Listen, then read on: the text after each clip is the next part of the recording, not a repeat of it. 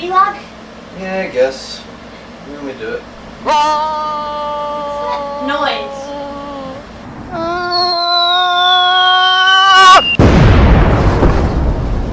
Oh shit, it's a kaiju! That's too tall to be a kaiju.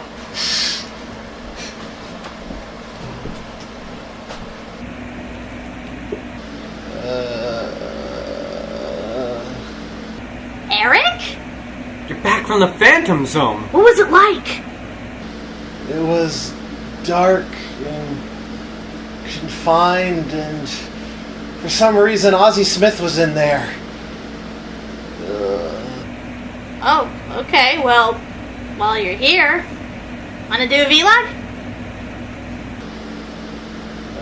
Okay.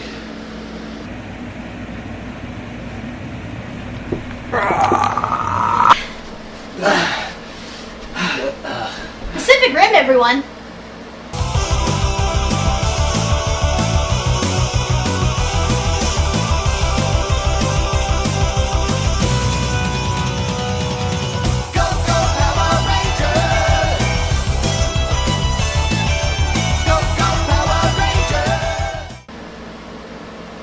Wake up! We have a vlog to do, mister.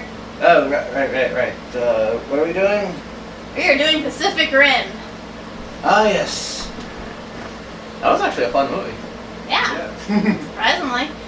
Like, I heard all these rave reviews about it, and I kept thinking, like, a monster movie done right. Is that possible? One thing I noticed is that this movie was really, they hyped this movie quite a lot. I don't know, maybe if it's because of the internet, like, really hyped this up. Mm-hmm. Like everybody was like, go out and see this, like, it's giant robots, you know, battling giant monsters, and it's like, just like punching, and it's like, there's all these fights going on, and destruction everywhere. I'm just like, alright, this could be like a fun movie, you know, something like, kind of like Power Rangers, you know, with the Megazord without the Megazord and the Power Rangers, or like, but when I actually saw Pacific Rim, though, it was kind of like one of those. It was like a war movie, but it was also like Godzilla, because you had giant monsters destroying everything, and the fact that the world is united against this, and the fact that they have billions and billions of dollars to repair these massive cities. Yeah, I'm being facetious, but I mean, there were people that really liked this movie. There were people that really didn't like this movie. It was very polarized, you know, kind of like with Man of Steel, but not to that certain extreme. I don't know, I didn't hear that many people that actually didn't like this movie. I heard some, but they're just like, oh, it's just a dumb movie, or whatever. You know, it's overly cliched. I'm like, yeah, it has cliches in it, but that didn't detract from the entertainment. Exactly. Value. Yeah. I mean, I didn't think it was spectacular, like the best thing ever. No. Like, and like if anything, it was okay. It was an okay movie. It wasn't worth all the hype that everybody put it up to, but it was definitely an enjoyable movie. Well, let's put it this way: compared to like other monster movies, everybody was like the old stuff, like the V-rated science fiction stuff, like it is a masterpiece. And considering that it's a lot better than certain other action genre movies that have come out this summer. Yeah, I know. Yeah, I could see why people are like raving about it in that respect. I mean, when you have a movie, a lot of the movies this year, you know, especially with like the superhero and a lot of the action stuff, they try so hard to, you know, try to push themes, you know, to make it like, you know, make people think, you know, like shit, like characters that, you know, that challenge their own morality on the sense of right and wrong. Like, they try so hard to do that, but it just ends up falling off short, and it makes them kind of look stupid. But here, Pacific Rim, I mean, it's not trying to do that, and it doesn't have to.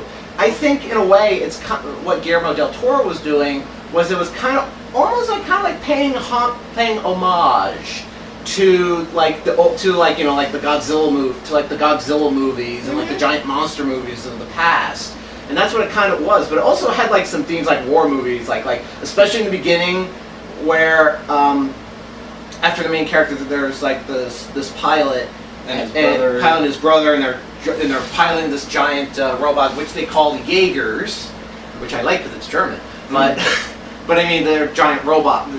basically giant robots designed to battle kaiju, the giant monsters.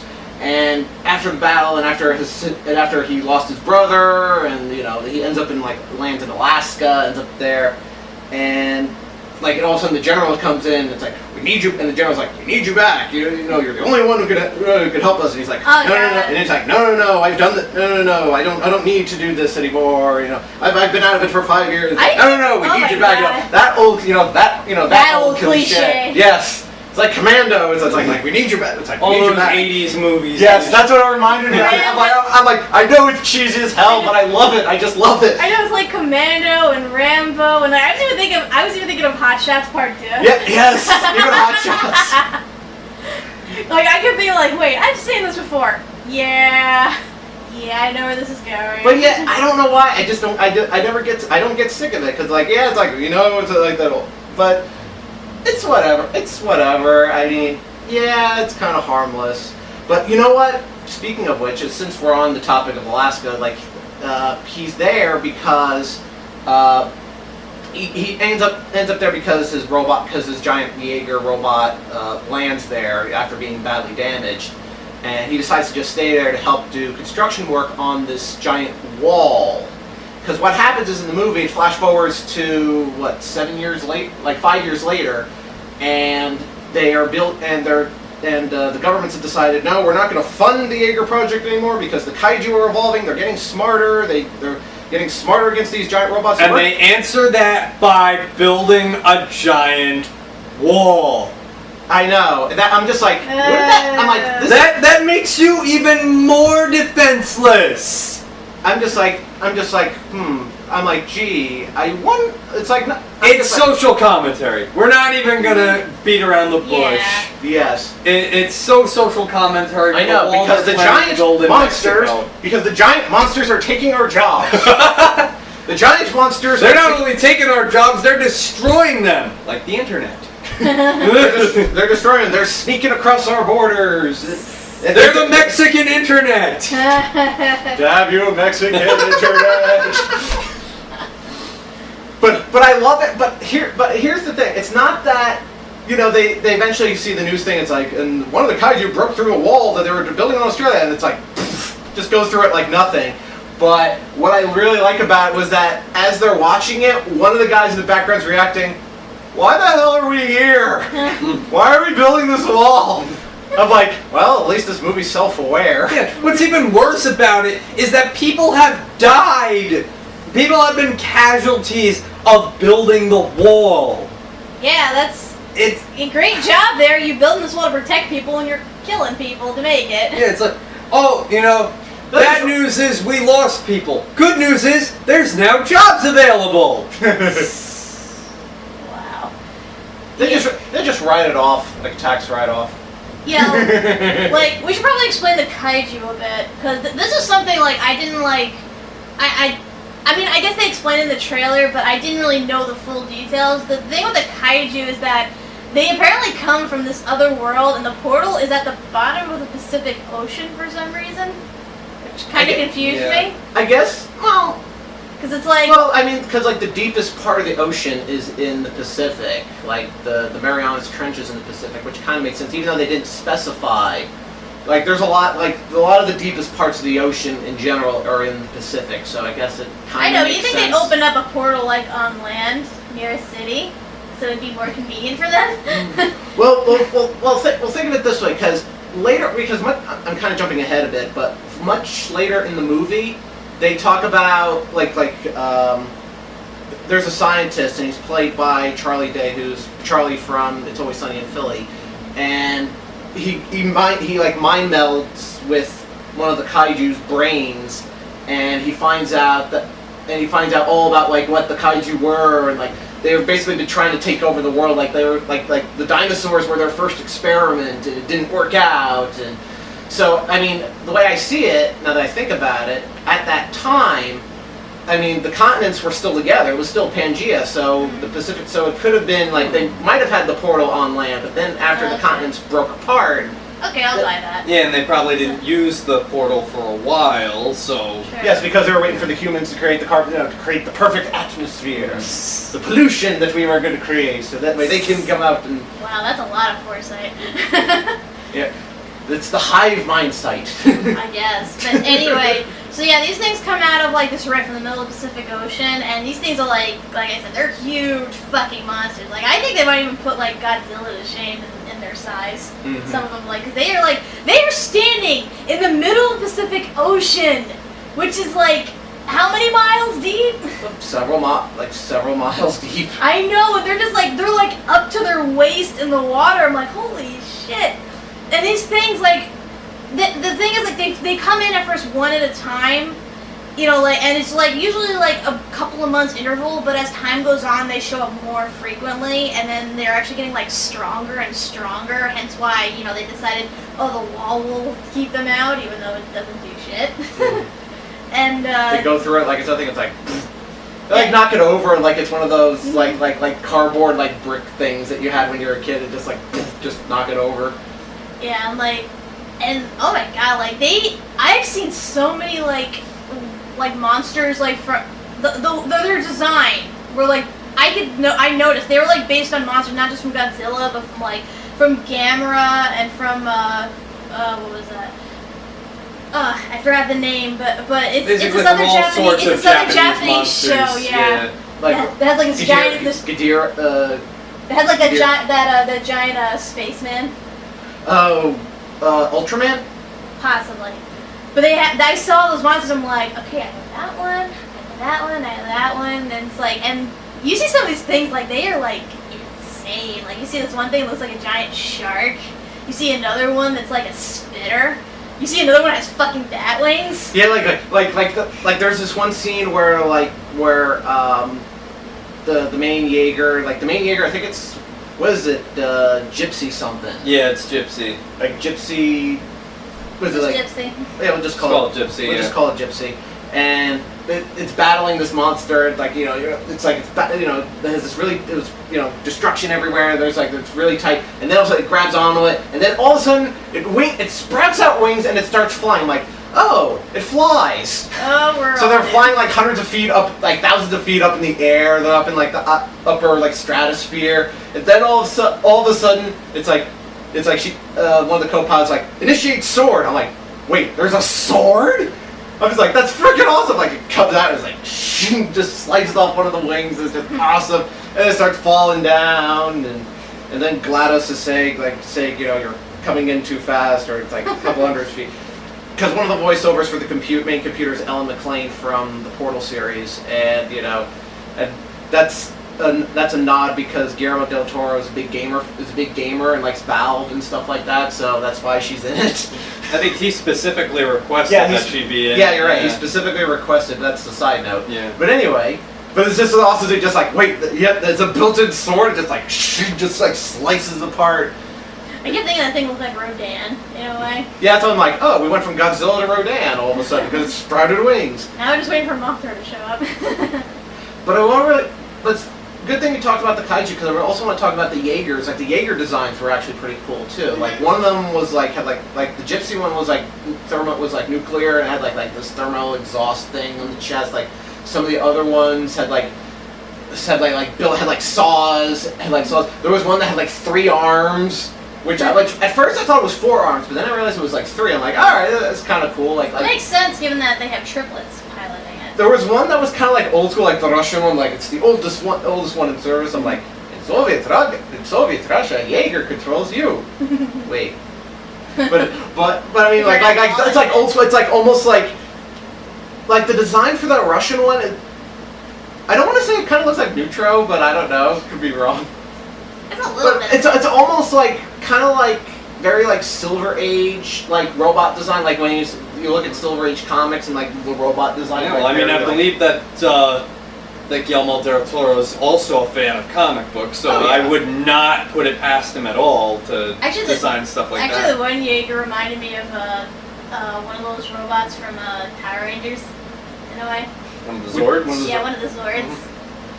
That was one thing that kind of disappointed me that I thought would maybe happen, but then I realized it would probably be a bit of a stretch. If the 4 remaining Jaegers they had all, joined together to create one giant Jaeger. That would be the sequel. Here's the way I look at it. This was supposed to be like a video game movie, so there could only be 4 robots. If you have any more, you need another console. Agreed. Or DLC, whichever first. But one thing that's really interesting about the Jaegers, and I hadn't really seen this before, usually when you see movies or TV shows where people operate these big giant mech suits, it's usually one person that's either inside the device or operating at a distance or something. In this case, the thing is so big and so powerful that one person alone cannot pilot it. They actually need 2 people, but not just any 2 people. They have to be of similar mind, similar Because similar mind, data patterns. Because it's connected through their brains, and a single person can't, their brains couldn't handle it, so they need 2, one in the left hemisphere, one person operating the right hemisphere. So it's and they operate one side of the one side of the giant robot, and that's also what kind of bugged me is I know it's extreme nitpick, but why couldn't they design the Jaeger so that one person can operate it instead of just 2? I'm guessing because they were so big and powerful, it's just there's not enough just, general mental power or something, because it was controlled through the mind. Well, they said one person alone couldn't operate it, but then they got, because they tried it with one person, and the result it failed. Yeah, it always would break down, or they couldn't control it. So then they made it to be a brain, a right hemisphere and a left hemisphere. Because it's I kind of attribute to those superheroes that tend to have psychic powers or can control elements and stuff, or some sort of force. In that you see whenever they overexert themselves, they start bleeding from the nose, and they start to get extremely weak and everything. I kind of attribute it to that because it's a big giant fucking robot with 1,000,000,001 weapons on it. So that takes a lot to memorize and a lot to operate. I mean, for fuck's sake, the Power Rangers need 5 of them in there to operate their sword. But that is true. But that's what I think, and the thing the interesting thing is that usually the people that operated they're related. Because, it only makes sense because, same genetics, usually same brain pattern. And they kind of shake it up a little bit, in the movie when you were introduced to our 2 main leads who are not related, but they share the same brain pattern. I thought that was interesting. Yeah, I find that interesting. Too, and the way they figure out whether they're compatible or not is that they go through they do kung fu stuff. They have they train with bow staffs. They train with bow staffs and I didn't understand that. How does fighting show that you have similar brain patterns? Well, I guess it's the way you move, the way you would react. I guess people have sort of similar motions, similar. Well, I can understand if they were trained in the same technique and they knew exactly how to do the same. If they had the same reaction time and they keep, because you notice if one person beats another, that probably shows they're not completely in sync. But if they keep tying each other, then they're in sync. They're compatible. Yeah, but that didn't make sense though, because when the 2 leads do fight each other, one always ends up beating the other. It's kind of like what Seraph said in The Matrix Reloaded. You do not truly know someone until you fight them. Think of it that way. I guess. This is nitpick. I just wondered, because it's you think they'd at least scan their brains or something, see if they have a similar pattern. I think it's also the physicality too is what it is. Yeah, that too. They want to. It's not just about the mind; it's the physicality. It's I mean they were testing people who have operated other Jaegers. So you think they'd have the same capability. Yeah. But like I said, it's all about how synced up they are. How, how compatible they would be together. Mm-hmm. Okay. Then and I gotta say the battles between them are so freaking epic. Yes. They really are the highlight of the movie, because the first one, of course, the first one was, I gotta say, it was scary. And I think the only reason it was scary is because they added human like civilians in the middle. Okay, of that it. was really stupid. Yeah, that. Tacked on. Really stupid. Tacked on. No, it's not tacked on. It is stupid. It's like completely ignoring Oh, yeah. everything that this movie has set up, and that these kaiju attacks have become so frequent in the Pacific Ocean. Why would you send a fishing boat out into the middle of the ocean? I mean, at that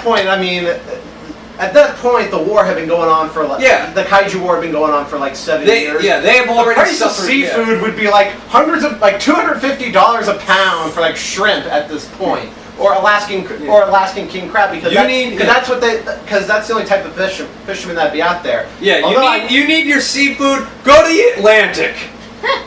Although I will say this though, best episode of Deadliest Catch ever. But the point is, it's like, why is there a fishing boat out there? Like, I can think of maybe 2 reasons. Like, because I imagine by this point they would have had like a worldwide ban on any person that wasn't a Jaeger going into the Pacific Ocean. Given the kaiju attacks. I'm guessing either A, the shipping boat ignored the ban and somehow managed to sneak past security in order to get the much desired seafood. Because, those Deadliest Catch guys, they go to the same type of extremes when you think about it. Or B, because they do mention this when they're doing when they're giving the backstory and everything, is that with the Jaegers doing so well against the kaiju, like, people were starting to become a bit cocky. Yeah. Like, because they were like actually making fun of the kaiju on like late night TV and everything. So I'm guessing maybe some people thought that, oh, it's cool if we go on the Pacific, the Jaegers will defeat them. We're good. Yeah, but the only problem with that theory is that the attacks were getting more and more frequent, and it really becomes sort of a plot point too. Yeah. That they're getting more and more frequent to the fact that like. They won't just send one at a time. They're going to be like 2, then 3. Yeah, and it's not, and it goes from being like a year to a couple months to being weeks to days to hours to minutes to seconds. Here's the scary thing is that they're actually learning. Yep. Like, despite the fact that they have been sending like up to like a certain point in the movie only one at a time, somehow the next one comes that is always smarter, more knowledgeable than the next one, and figures out more weaknesses about the humans and about the Jaegers. At one point, one of the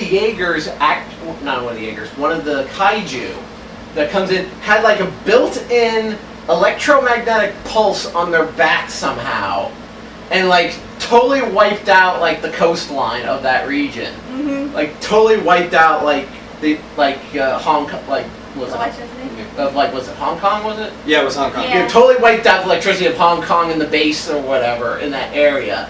I'm just like, wait, kaiju have built-in electromagnetic EMPs? I'm like, what? I almost want to say far-fetched, but at the same time, Like we said, they're learning. but they're also created by another race of aliens, which we also... Big things. Yeah. Like they had categories for the kaiju.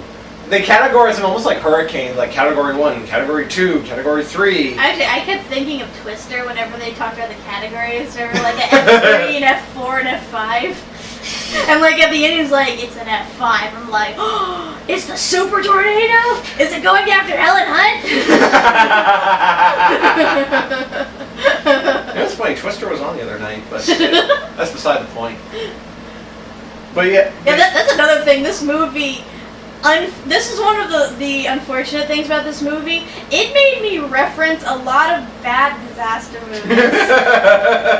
Like I said, I was like referencing Twister. What else? I was referencing. What else was I referencing? Power Rangers. Oh, I was referencing Godzilla.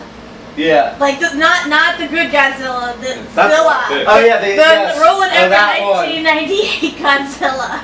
I was referencing that, and like, just a few of the things that come to mind, because I kept looking at little nitpicks, and I'm like, okay, I remember that from that movie, and I remember that from that movie, and I remember that from that movie, and those all suck. This is not good. But I also want to get into the other characters. I mean, there's the Marshall Pentecost, who's played by Idris Elba, and he does a really good job with it. He has he's kind of like almost like a father figure, because he kind of takes care of the one of the other the one person, like the new partner, Mako, like, because he rescued her when she was little, because we find a memory of that at some point. And the like slip, or whatever they call it. Like, she said she's like chasing the rabbit. I'm almost thinking like, wait, she's chasing the dragon? What? No, Catch me! But like she slips into like into one of her memories, because when the Jaegers, when the two pilots sync up, like they exchange memories. Like they exchange memories with one another, and the object is to not get attached. In the drift. That's what it was. The drift. When you're in the drift, not to get attached to any of the memories. Otherwise, your mind will like freeze up, and you'll be stuck on that one memory. To the point where you could even cause some massive collateral damage. Yes. But anyway, like I like Idris Elba's performance. I could see why people want to actually him as the 12th Doctor for the next Doctor for Doctor Who, because he's actually a British actor. That would be cool. That would be interesting. But he does a pretty good job here. He's a good actor. I like him. It's just that his character is incredibly cliche, to the point where I know, but I didn't care. You pretty much know how he's going to die. You know that he is going to die. I'm not even gonna dance around that. You know from the start, as soon as his nose bleeds, you're like, oh, he's gonna die. Yeah. And then, when he explains why he has this condition, it's like, we know how he's going to die. And you know it's going to happen. What leads up to him dying is that what they decide to do is that they need to close the portal between Earth and and where the kaiju are coming from. So what they have to do is they decide to drop a nuclear bomb in the portal, and by setting it off, it'll disconnect, wipe out the link between Earth and the bridge. I believe they called it. Yeah, they called the bridge. Like it'll disconnect the link. So that's what they're trying to do, and along the way, like Charlie Day's character, the stereotypical annoying scientist who wants to study the monsters that are trying to kill him, because he believes in studying them for science, because he wants to see one up close. He's and I'm like, can we please stop that cliche? Yeah, really. Because it really makes scientists look bad. It's like, I actually thought his character was going to die, because that usually ends up happening, is that they usually end up dying. Yeah, I thought either dying or injured. And the other scientists, I thought they were going to die horribly. But then again, they're important to the story, because they're the ones that find out what the kaiju are trying to do, and also how they're able to get into the portal eventually. Because I really thought that his character is going to get eaten by that baby kaiju. But no. And instead it's freaking Ron Perlman. Yes, because Ron Perlman plays this black market kaiju seller. Because when the kaiju die, he basically like rummages up all the parts, and the parts can be used for other things. Like one of the kaiju's like bones or scales or whatever can be used for impotence or something like that. They say that. I think that's so fucked up. But yeah, like, you can these things are killing humanity, but people are harvesting them to either help their crops grow, or to cure disease, or to, cure impotence. It's like, okay, who the fuck... Charlie wants to see one up close. No, it's like, who the fuck decided to take a piece of this alien creature and use it for said purpose? How do you know that works? Or are you just pulling all this out of your ass? It's like war profiteering, but he does have. But it does look like he has like scientists and stuff working on it. Like you get to see the people working in like the. And of course, it looks like he's also done some experimenting himself. Yeah. As we learn, I think he melded with the mind. At some point. Because we see his eye is like burnt out. Because he knows that that if you tap into the mind of the kaiju taps into their mind. It's a two-way street.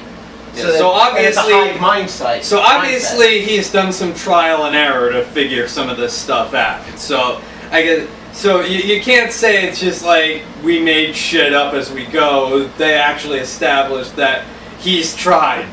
He's tried some of this stuff. Yes. I just can't get the image out of my head of just some random person going up to a kaiju carcass, ripping off a piece, grinding it into powder, snorting it, and being like, "Hey, my erectile dysfunction is cured." It's the funniest thing It wouldn't ever. be if you snorted it. It would have to be anal. I'm just saying. Now you gotta rub it It's the same thing on. with figuring out. It's the same thing when you think about This is where a milk and possibility. eggs come from and who had to try that to figure out it was edible. It's that sort of I mentality. think you have to ingest it, not rub it in. But I mean. Whatever. But. Oh, that's another thing since you mentioned about the baby kaiju. Yeah, at one point, one of the kaiju that they kill that attacks Hong Kong, as they're harvesting its organs, they find that there's a heartbeat. And at first I'm thinking, holy shit, is this thing alive? That's what I How? But then they're like, it's pregnant. And I'm like, no! No! First of all, you're ripping off Godzilla. The bad Godzilla. Second of all, these are clones. We Yes. established this. Yeah, they They are established clones, it. meaning specifically to attack the human world. As soon as they are fully processed and everything, they are sent through the wormhole into the other world to attack. At what point did they have time to fuck? Like, come on! It's war. They gotta get a quick one in somehow. Are they doing it in between the portals? You're like, yep, you You'd got be some time. amazed. Or they're asexual. Yeah, but if that's the case, then why clone them? You see, it's kind of like in Jurassic Park with they merged The it frog with some DNA. sort of frog amphibious DNA, which changes male and female. So, and during the time, and during that ride, because it's wartime, and you never know when you're going to get another one. They did the Hormones. I'm getting overly technical here. I know, it kind of blew my mind at first. It's like, and especially because it doesn't really go anywhere. Cause Yeah, it does. They don't really. They didn't It's really just explain really- how they got pregnant to begin with. like It's just really a MacGuffin in order to get Ron Perlman out of the picture. Or to almost get Charlie Day killed, which is I'm just like, yes, they're gonna kill off the stereotype. Yes, kill off the cliche guy. And they're gonna kill Charlie. But and then again, fucking they had Charlie. they were already in the attempting to do that when they have the one they have two kaijus invade the city, and they're already he's already essentially about to be killed, and then that kaiju is killed, and then the baby kaiju comes out of it and tries to kill him. So it's like, okay, so if they're all of a hive mind, it doesn't even matter because every kaiju that comes through the rift now is going to try and come after him and kill him. Oh yeah, that's another thing. Which they did. That's another thing. Where they find the baby kaiju, it's located next to the thing's brain. I'm like, wait. So their womb is right next to their brain? Isn't that... Like a tumor? Yeah. I'm a tumor, I'm a tumor, I'm a tumor. I'm a tumor, I'm a tumor, I'm a tumor. First of all, that's fucked up genetics. Second of all, it's like, wow, at any point during the battle, the baby could have kicked and the thing would be dead from brain damage. Or they have different anatomy than we do, and it kicking wouldn't affect it at all. Yeah, I know. I mean, I just thought that was really weird. And then it's like, okay, where did it just come out of? The top of its head? Its mouth? Was its vagina on the back of its neck? You could say it was mind blown. Mind fuck. Ew. You're disgusting. Yeah. Yeah. Gave birth to genius. Yeah, we didn't get to our leads yet, the lead characters, and I gotta say the reason for that is because honestly, they're like They're bland. they're like the least The ma- interesting characters. The main character, the guy, like he goes through. It's like, oh my god, I lost my brother during the battle. Who looks He's a- exactly like him. It's like you can't even tell the two apart. I mean, barely, maybe the hair, but that's about it. But like he's like, oh, he's troubled because he lost his brother, and he's afraid of getting another partner, and he doesn't want another partner. And then he finds somebody he didn't expect in Mako, and they start. And as soon as they fight, it's like, yes, I want her to be my partner, But she has a trouble. But she has a troubled past. And the two of them, like as soon as they mind meld, he immediately gets the memory of his lost brother, and then all of a sudden Mako gets into her past, and she's stuck on that memory, and it's like one typical cliche after another. It's just, The only way this could be more cliche if she somehow ended up in a bikini and then they ended up having sex. Well, they That's- probably that's- did. Because that's They usually how these probably movies did. end up. Every time, like. It's They probably had a deleted it had a scene. James Bond ending where they both ended up in a raft. I mean, Well, I mean, you can interpret that any two Yeah, ways. yeah, like you I can make know, it I so know. that oh, suddenly they're in love now and they're gonna be together. Or you can just be like, oh, they're so close, they're such good friends, or something like that. yes, that is true. But I'm just sitting there going, oh, make out already. Yeah, you pretty much know.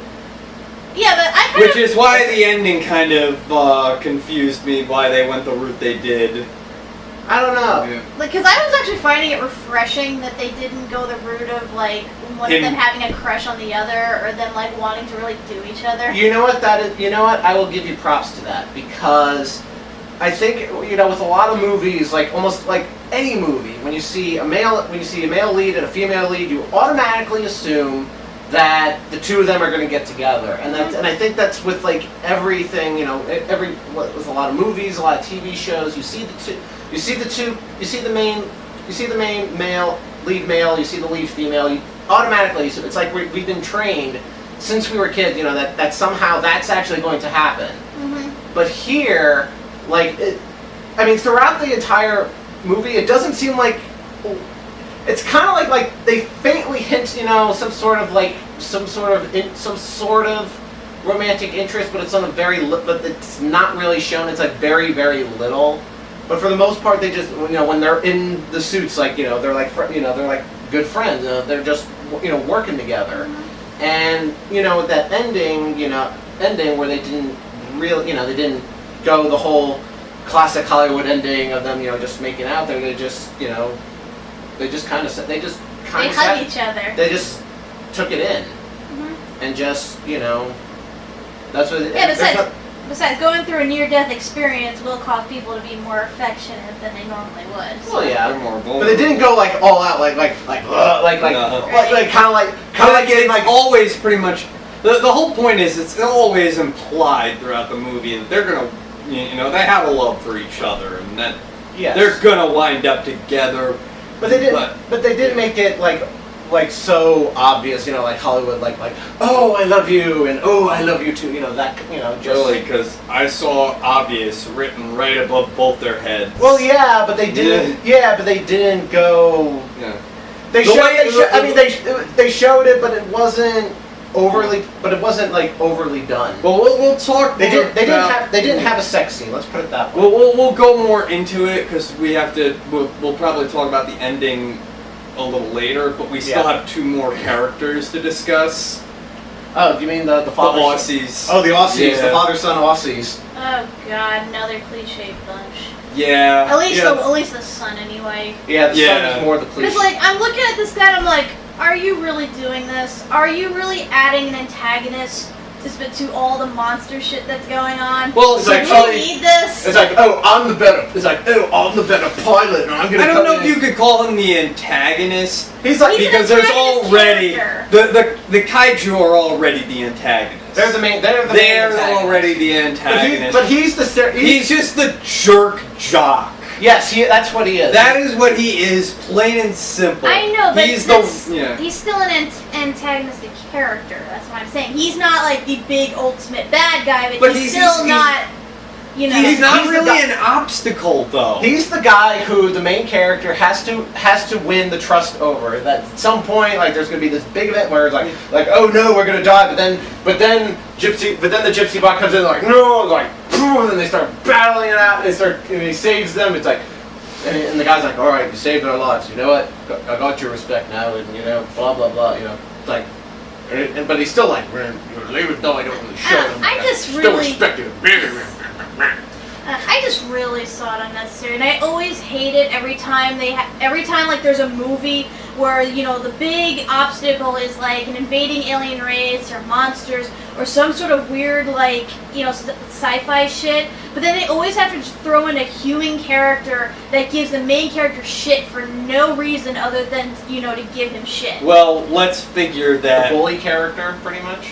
Yeah, it's like, really, what do you have to gain in this? The world is coming to an end. Put your petty differences aside and just get the job done. Here's what it is. It's like, they keep choosing, in order to, after the wall fails, they want to send all their best to Hong Kong. All the best kaiju pilots, kaiju Jaeger pilots, and so these people are like a real boys club.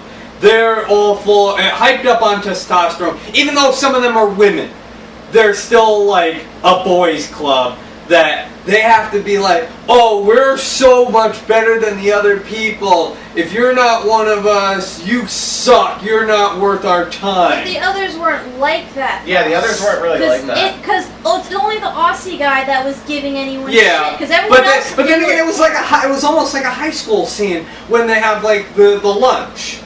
When they're in the cafeteria, it is so much like a high school movie at that point. That was kind of weird, because at least when they first meet them, you know, they give him like respect, because, you know, the guy was one of the first, like, you know, big Jaeger fighters. But it's after him and the girl fuck up, you know, when even before the girl fucks, even before Mako fucks up, he's still like got this distrust towards the main character. So it's like, it's really not like I'm not talking about that. I meant the others. The Aussie guy was a dick to him from the start. You know, and he was just a dick to him. Not to the other fighters, just to him. And the others were cool with that guy until him and Mako fucked up. And then they started to treat him like, oh, we shouldn't associate with you because you guys know what you're doing. That's what I'm saying. Well, once again, it's still a high school movie, and you're really reinforcing that fact. I know. I'm just saying, not all of them were like this tight-knit, you know, club that was judging them from the instant they walked in the room because they were the new guys, and then, you know, it took something drastic for them to turn around. But the point is, like, a lot of these people have something to prove, and I mean, the fact that they have to have the tryouts for who will be the main character's partner. Obviously, there's a lot of status in that. There's a lot of who's the best of the best, and there's a lot of testosterone going around, even though there are women there.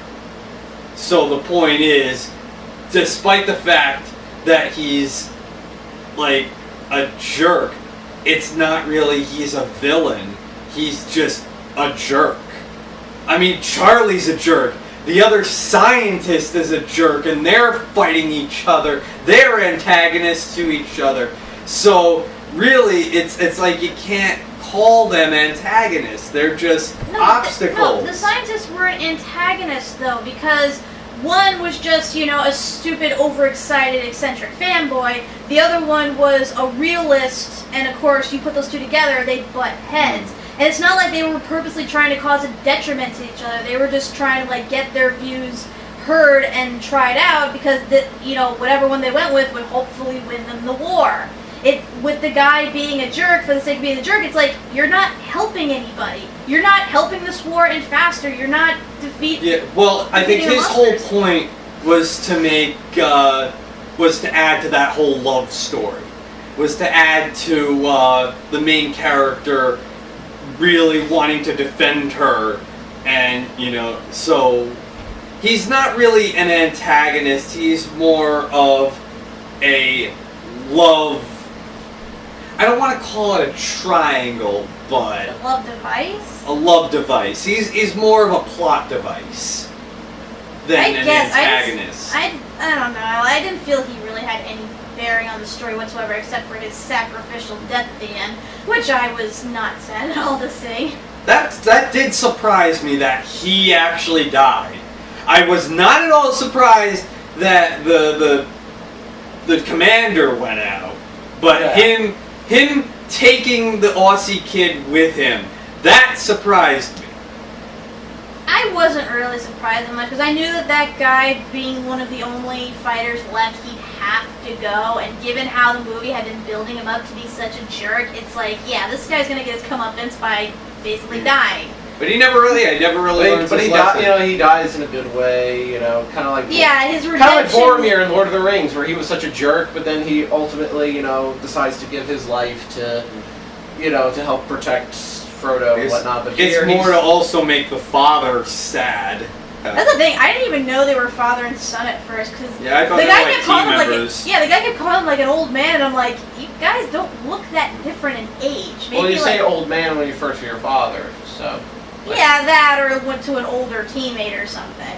But I don't know. Like to me, like I did not register they were father and son until like the last scene when they actually had like a family bonding moment. I'm like, oh, okay. Yeah, you two don't look much older than each other. Not at all. But yeah, and he has a dog. Yes. He has a dog. Yeah, the bulldog that's there for no reason. Yeah. To sort of humanize them a bit. It looked cute. Bulldogs are cute. With your squishy face. It's puppy. So yeah, I guess now we have to really talk about the end. All right. So basically, what they plan to do is they have the two Jaegers, the Aussie guy and the Gypsy Jaeger, and one of them is strapped with the nuclear device. The not Gypsy, the other one is strapped with the nuclear device, and they're going to set it off in the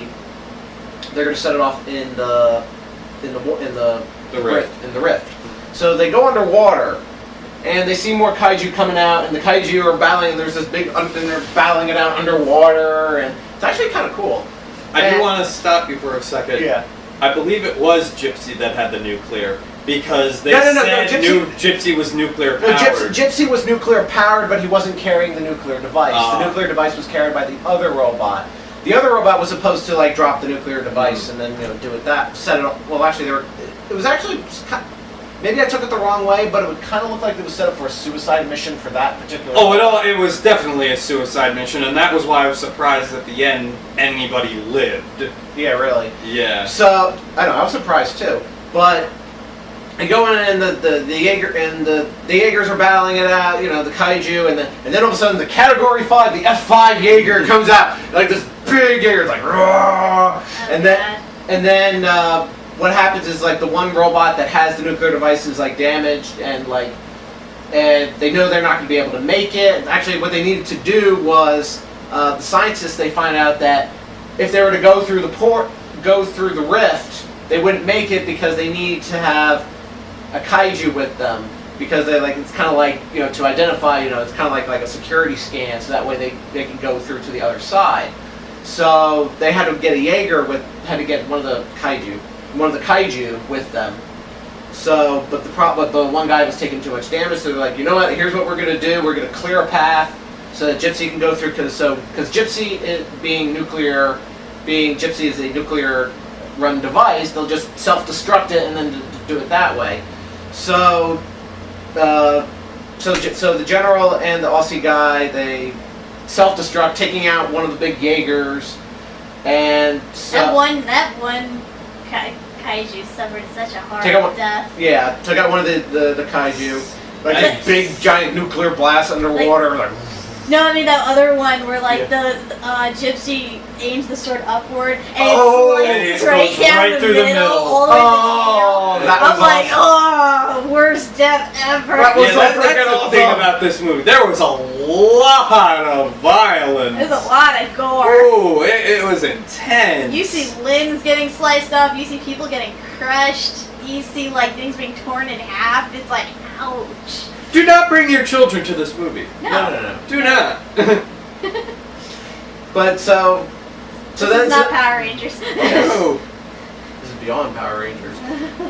So This is Beyond Thunder. So after the sacrifice, they take the Jaeger goes and grabs one of the kaiju, and they ride the kaiju down through the tunnel into the other side. The main character, the guy, sends Mako out. Sends her out through The life escape pod of convenience. the life pod of convenience, and activates the self-destruct, sends himself out of the pod. I thought he was gonna go down with the ship. That's what I thought too. really thought he was gonna go down with the ship. That's what I thought. Because that's what I thought it was going to do. I thought even back, when they said, "Oh, it's it's nuclear." I thought like one or both of them were going to die. Mm-hmm. But no, they decided to pull off the last minute. He lives. Yeah. Because they set it off, and like the aliens reaction were like, "Whoa." You know what's It blows up everything. As I was mentioning before, like with this movie referencing a lot of bad disaster movies, another one I forgot to mention, Independence Day. Mm-hmm. Oh yes. Like that is referencing like the two big destructions from that movie, where that one guy kamikazes his jet straight into the main mothership, the main reactor. and then when Will Smith and Jeff Goldblum go into outer space and detonate the bomb from the ship that's in outer space. Yeah. Like I was thinking of those two scenes. Oh yeah. And I'm like, okay, if this is gonna end up like that, they're probably gonna live against all odds. Yep, sure enough, they live against all odds. The war's over, and Like, I don't know if it would have been any better or stronger if they didn't live, or if it would have been more dramatic, but I guess go with the happy ending. One thing I do want explained, regardless of the end, what was that green liquid that came off of Mako's pod? Ecto Cooler? What? Maybe she I had, don't know. maybe she had an accident. Oh, dude. I think she needs to see a doctor in that case. It was green. You said maybe she drank Dr. Cooler.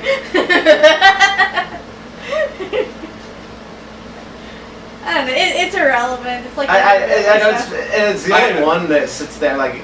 The other raft doesn't have the same problem. I don't know. It's, I guess maybe it's bizarre. I guess maybe the device she was in like leaked as soon as that happened, and they're Maybe just from like, the I don't know. Maybe. and they're just like, we can't like use this again in another take, so let's just go with that take. Well, whatever. So overall, it's harmless. It's harmless. It's harmless fun. Yeah, it's cliche, but it's fun. It's got a lot of action sequences. I mean, Yeah, like it's good enough and enjoyable enough where you can sort of look past all the cliches and like sort of enjoy it for what it is. It's definitely better than Man of Steel, better than Iron Man 3, definitely better than Lone Ranger. It's not as good as Star Trek Into Darkness, or I forget what other action movies that came out that were actually good. Woman. I don't know if you can count that as an action movie. It has elements of action in it, but I know, I'm just joking. I don't think you can compare the two at all. I'm But just joking. the point is, it was a fun watch. It wasn't up quite to all the hype, but being that it's like an homage and upgrade to the, classic Japanese monster movie, it's definitely the best in its category. Yeah.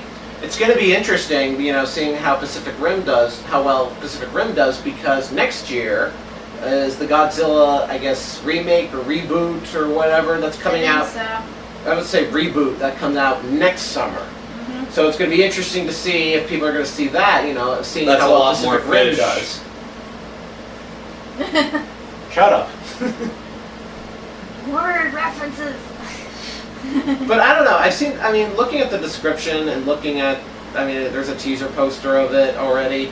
It looks like they're going to try to, it's going to try to fall more to the original, I guess, to the, they changed some things, but it's not going to be like the 1997 at all. Like, they're not going that route at all. Thank God. They're probably going to make Godzilla back to what it originally was. Good. It looks like the atomic breath. I think they're gonna bring that back. I hope. And one thing I do want to mention again. I mean, I kind of mentioned it before in the other video, but this movie looked really nice. It Like did. very Yes. good visuals. I thought Guillermo del Toro did a fantastic job. Yeah, the visuals are definitely stunning, and I actually am kind of disappointed we didn't see it in like 3D. Yeah. Because I'm sure it would have made them look even more massive than they Yeah. looked. And I mean, even like without the giant robots, there was one scene in particular where they're in the commander's office, and you have like it's sort of this bunker office, but it's got a window looking out at the city, and it's just gorgeous. It's like during sunset over the ocean, overlooking the city, and I'm just like, oh my god, that looks fantastic.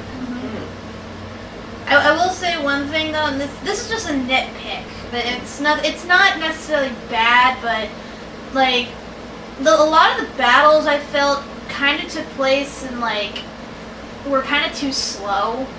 Like there's a lot of slow-mo, and I mean it makes sense since like they're both big creatures and robots, and like obviously it's gonna take a lot for them to like fight, but I don't know, to me it felt like they were going a little bit too slow. Like all the fights were taking place in slow-mo. But then again, They were fighting in the water, and water would slow them down. Well, not just the water, but in the city too. But then again, I actually didn't mind it at all, because to me it was kind of almost like a breath of fresh air, because we've been seeing a lot of action movies, you know, very quick editing, very high pace, you know, Right. very fast. And here it's like, here it's more about, you know, taking it all. It's more about taking it all in, especially with the they want you to, I bet you in 3D you actually like really feel like the punch from the Jaeger to the kaiju, just like Yeah, that. we don't want to have like a freaking Zack Snyder movie where he speeds everything up and slows it down. Agreed. That's why I call it more of a nitpick rather than a complaint, just because, you know, I'm so used to all, like, you know, the fast-paced graphics and everything. That seems to be but all when you we actually see. then when you actually see a fight that's, like, slowed down, so you can actually see, like, the power and the look of the monsters, they're, like, wailing at each other, and then it's, like, it's, you know, it's a bit off-putting at first, because it's like, okay, he punched him. Punch him back. Punch him back. Okay, good, he punched him. No, punch him again. Oh, wait, he's now punching. Okay, gotta wait for him. Oh, his arm's off. Yeah. Yeah. It was like that. Like I said, it's a bit distracting, particularly if you've seen a lot of fast movies before. But it's not necessarily a bad thing. And with the water scenes, it makes more sense. So that's just a little nitpick thing that I want to bring up. So, but other than that, though, like I said, I did enjoy this movie, and I do recommend it, especially if you're a giant monster fan or a giant robot fan or both. So, like I said, just don't bring your kids because it's very gory. Yes. Take them to see Despicable Me 2 instead. That is a nice And beat alternative. out grown-ups too. Yeah. Even if it doesn't make as much as Grown Ups 2 in the box office, we can blast them out of the water in DVD sales. Yep. That's for damn sure. Yes. Okay, and in the meantime, I am Cat T Critic, I'm one Satmore. And I'm Y2 Staller. and hopefully we'll see you again for the possible sequel of Pacific Rim. I hope there's a sequel. I hope they make a sequel. I would like to see a sequel. And hopefully it'll be better than that stupid Godzilla film. Like, that is like the worst thing I've ever seen.